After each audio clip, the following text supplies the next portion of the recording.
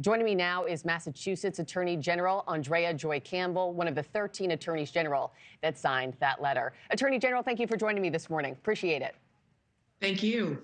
As you know, Walmart, of course, is just one of many big name companies that have done away with or rolled back on DEI initiatives. You also got Target, McDonald's, Lowe's, Ford, Meta, Tractor Supply Company, you name it. So why is your letter just penned to Walmart?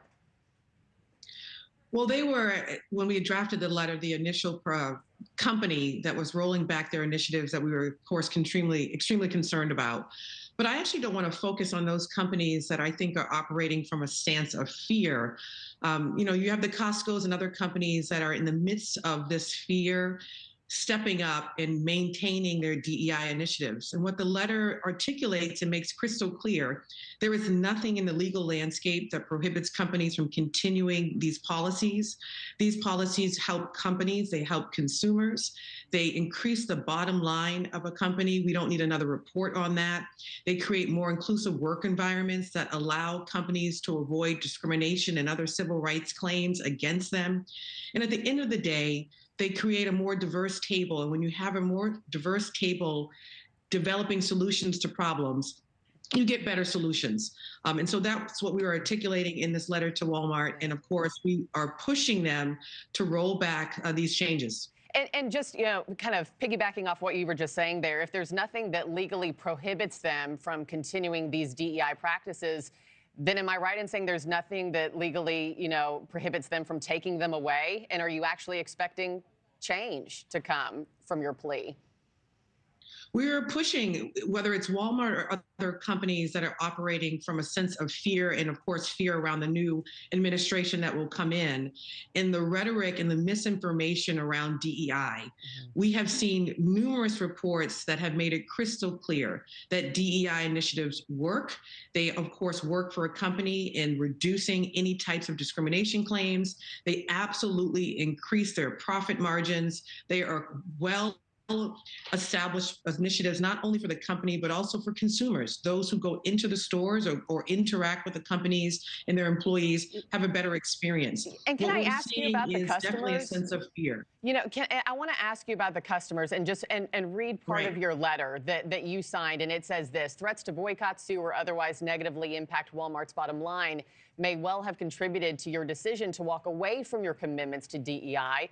But we are concerned that Walmart failed to consider the other side, the customers and the employees that will be alienated by this departure. Attorney General, people I know who shop at Walmart for low prices, they have to shop at Walmart regardless of what DEI policies are in place. So how do you actually see customers being impacted?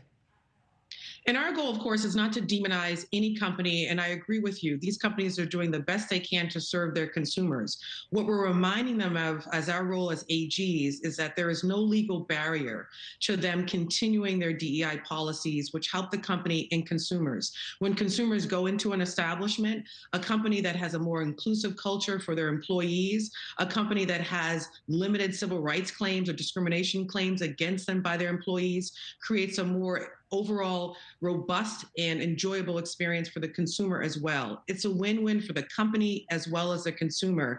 And so we're asking companies to be bold in this season, to be courageous in this season, and to not only protect their bottom line, but most importantly, protect the experience of their consumers and do what's right, do what's just, but also do what's legal and lawful going forward. I just have a few seconds left, but of course, critics of DEI say, kind of their argument is whoever's able, whoever's willing, whoever's best qualified, that is the candidate for the job. What's wrong with that logic? There's nothing wrong with it.